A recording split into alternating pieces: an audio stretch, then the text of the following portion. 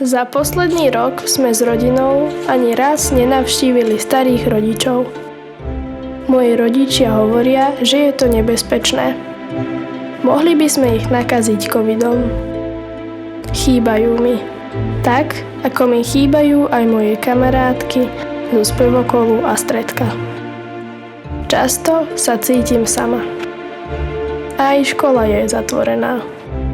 Predtým som tam občas šla nie práve najradšej, no teraz by som sa naozaj chcela vrátiť do triedy, aby som znovu videla spolužiakov a učiteľky.